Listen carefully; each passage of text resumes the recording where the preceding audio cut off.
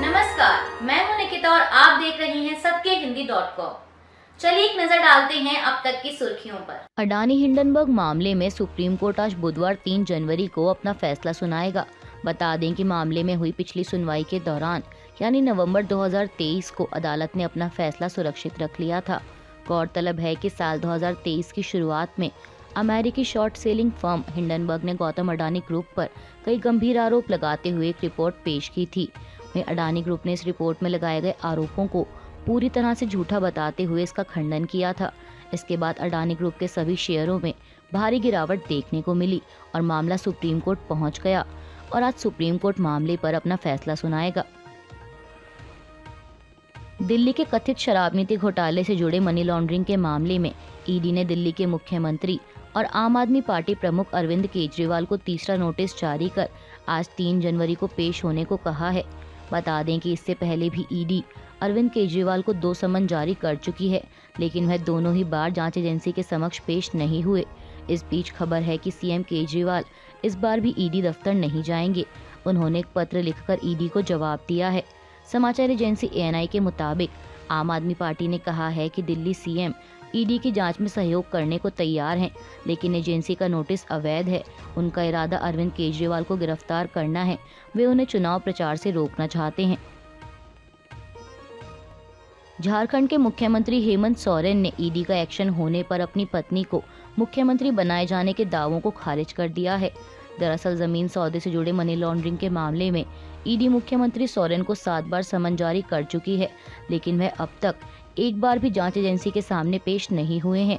ऐसे में कहा जा रहा है कि ईडी अब उनके खिलाफ एक्शन भी ले सकती है और अगर ईडी उनके खिलाफ एक्शन लेती है, मुख्यमंत्री को गिरफ्तार किया जाता है, तो ऐसा कहा जा रहा है कि उनकी पत्नी कल्पना सोरेन ही मुख्यमंत्री बनेंगी। हालांकि कल मंगलवार को मुख्यमंत्री हेमंत सोरेन ने इस तरह की अफवाह उड़ाने के लिए बीजेपी की आलोचना करते हुए ऐसे किसी भी दावे को खारिज कर दिया है। इस बीच आज बुधवार 3 जनवरी को झारखंड सरकार के घटक दलों की एक बैठक बुलाई गई है। झारखंड राज्य में ईडी ने आज सुबह बुधवार को कई जगहों पर छापेमारी की। बताया जा रहा है कि यह छापेमारी ईडी द्वारा अवैध खनन मामले में जेएमएम के नेताओं के करीबियों के ठिकानों पर की गई है। मीडिया रिपोर्ट्स के मुताबिक ईडी की एक टीम मुख्यमंत्री हेमंत सोरेन के मीडिया सलाहकार अभिषेक प्रसाद उर्फ पिंटू के यहाँ भी पहुंची है। अभिषेक प्रसाद के घर के साथ ईडी की टीमें 12 अलग अलग जगहों पर रेड कर रही हैं। इसके अलावा साहेबगंज के डिप्टी कमिश्नर के आवास पर भी छापेमारी की गई। वाईएसआर तेलंगाना पार्टी के कांग्रेस में विलय की खबरों के बीच पार्टी के संस्थापक वाईएस शर्मिला आज बुधवार को दिल्ली जाएंगी। कल मंगलवार को पार्टी के साथ हुई बैठक के दौरान उन्होंने कहा कि वह और अन्य नेता कांग्रेस अध्यक्ष मल्लिकार्जुन खड़गे और राहुल गांधी सहित पार्टी के शीर्ष नेतृत्व से मिलेंगे और 3 जनवरी को दिल्ली में एक महत्वपूर्ण घोषणा करेंगे। बता दें कि शर्मिला आंध्र प्रदेश के पूर्व मुख्यमंत्री दिवंगत वाईएस राजशेखर रेड्डी की बेटी और वर्तमान मुख्यमंत्री वाईएस जगनमोहन रेड्डी की छोटी बहन है। सूत्रों के मुताबिक शर्मिला को राष्ट्रीय स्तर पर पार्टी में पद दिया जाएगा। कल मंगलवार को पार्टी के साथ हुई बैठक के बाद शर्मिला ने मीडिया से बातचीत के दौरान कहा कि 1-2 दिन में सब कुछ स्पष्ट हो जाएगा, कृपया धैर्य रखें। वाराणसी के ज्ञानवापी परिसर की सर्वे रिपोर्ट सार्वजनिक की जाए या नहीं, इस पर जिला अदालत आज बुधवार को फैसला करेगी। बता दें कि एएसआई द्वारा परिसर की सर्वे रिपोर्ट को 2 सीलबंद लिफाफों में अदालत को सौंपा जा चुका है, जिसे लेकर हिंदू पक्ष का अनुरोध है कि सर्वे रिपोर्ट की कॉपी को तत्काल सार्वजनिक किया जाए। वहीं मुस्लिम पक्ष ने इस पर आपत्ति जताते हुए अनुरोध किया है कि शपथ पत्र लेने के बाद ही सर्वे की रिपोर्ट दी जाए। यह सुनिश्चित किया जाए कि सर्वे की रिपोर्ट लीक नहीं होगी। इसके साथ ही मीडिया कवरेज पर भी रोक लगाने की मांग की गई है। इजराइल हमास में जारी युद्ध के बीच खबर सामने आई है कि बेरूत में हमास के डिप्टी लीडर साले अल अरूरी की मौत हो गई है। हमास द्वारा अल अक्सा रेडियो के जरिए इस खबर की पुष्टि की गई है। मीडिया रिपोर्ट्स के मुताबिक अरूरी हमास की सैन्य विंग कासिम ब्रिगेड के संस्थापकों में से एक थे। इसी ब्रिगेड के 7 अक्टूबर को इजराइल पर किए गए हमले के बाद दोनों पक्षों के बीच यह युद्ध शुरू हुआ, जिसमें अब तक 22,000 गजावासियों की जान जा चुकी है। वहीं हमास पोलित ब्यूरो के एक सदस्य ने अरूरी की मौत को कायरतापूर्ण हत्या बताया है। खबरों के मुताबिक साले अल अरूरी हमास पोलित ब्यूरो के सीनियर अधिकारी थे। विपक्षी गठबंधन इंडिया में सीट बंटवारे को लेकर जारी खींचतान के बीच आज बुधवार 3 जनवरी को इंडिया ब्लॉक की एक वर्चुअल बैठक होने की उम्मीद है, जिसमें बिहार के मुख्यमंत्री नीतीश कुमार को गठबंधन का राष्ट्रीय संयोजक नियुक्त किया जा सकता है। इसके अलावा कांग्रेस अध्यक्ष मल्लिकार्जुन खड़गे को इंडिया ब्लॉक का अध्यक्ष या चेयरपर्सन नियुक्त किए जाने की भी चर्चा खबरों में बनी हुई है। हालांकि जेडीयू की ओर से इस मामले पर अभी तक कोई आधिकारिक बयान सामने नहीं आया है। पार्टी के मुख्य राष्ट्रीय प्रवक्ता केसी त्यागी ने कहा कि हमने कांग्रेस की तरफ से इस विषय पर कुछ नहीं सुना है, लेकिन हम ऐसे किसी भी कदम का स्वागत करेंगे। लोकसभा चुनाव की तैयारी में जुटी बीजेपी ने राम मंदिर के अलावा अपना दूसरा कार्ड खेलने के लिए भी तैयारी पूरी कर ली है। दरअसल सूत्रों के मुताबिक लोकसभा चुनाव से पहले नागरिकता संशोधन अधिनियम के नियम को अधिसूचित कर दिया जाएगा। गौरतलब है कि इस विधेयक को साल 2019 में संसद द्वारा मंजूरी दे दी गई थी। बता दें कि इसमें पाकिस्तान, अफगानिस्तान और बांग्लादेश में धार्मिक उत्पीड़न के कारण भारत आए हिंदुओं, सिखों, बौद्धों, जैनियों, पारसियों और ईसाइयों को भारतीय नागरिकता देने की वकालत की गई है, जबकि मुसलमानों को इससे अलग रखा गया है। कानून पारित होने के बाद देश भर में इसका व्यापक विरोध प्रदर्शन भी देखने को मिला। हालांकि इसके अधिनियमों को अभी तक अधिसूचित नहीं किया गया है। सरकार ने नियम बनाने के लिए बार बार विस्तार की मांग की, लेकिन अब सूत्रों के मुताबिक नियम बनकर तैयार है और इसके लिए ऑनलाइन पोर्टल भी तैयार है।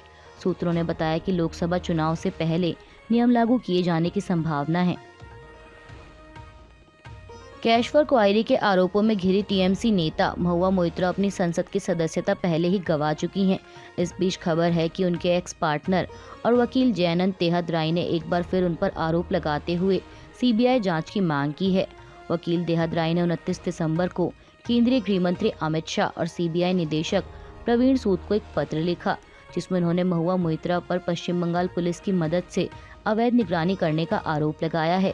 तेहदराई ने पत्र में कहा कि ऐसी संभावना हो सकती है कि टीएमसी नेता उनके फ़ोन नंबर का उपयोग कर उनके भौतिक स्थान को ट्रैक कर रही हैं, क्योंकि वह पहले भी ऐसा कर चुकी हैं।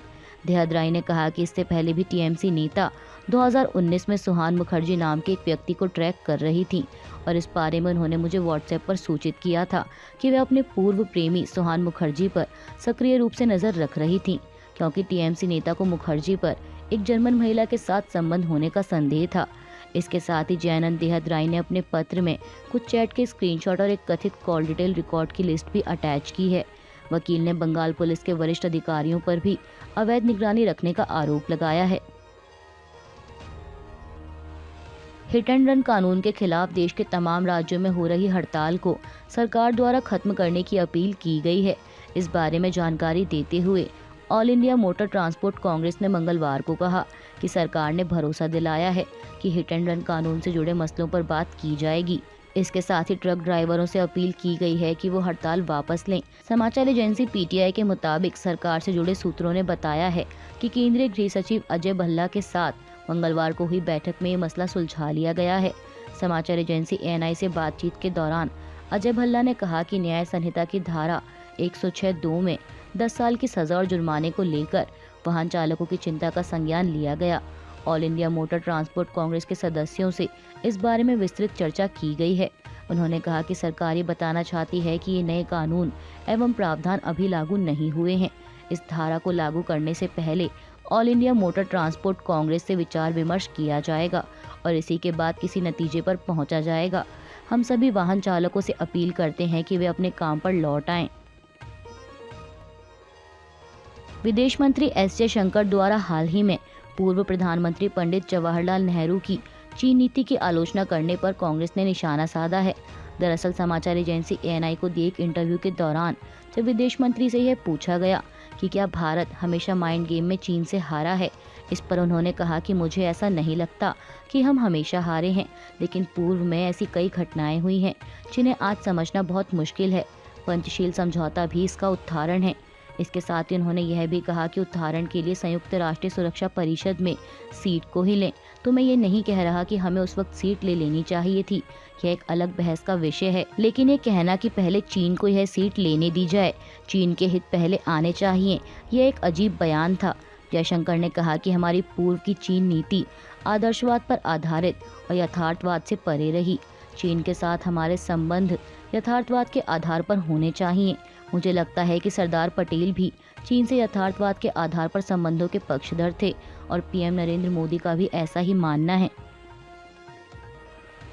विदेश मंत्री एस जयशंकर के पूर्व प्रधानमंत्री पंडित जवाहरलाल नेहरू की चीन नीति की आलोचना करने पर कांग्रेस महासचिव जयराम रमेश ने पलटवार करते हुए कहा कि मैं हर बार जब भी विदेश मंत्री के नेहरू पर दिए गए बयानों को पढ़ता हूं, तो मुझे सिर्फ इतना याद आता है कि वह अपनी अच्छी पोस्टिंग के लिए नेहरूवादियों के आसपास कितनी परिक्रमा करते थे।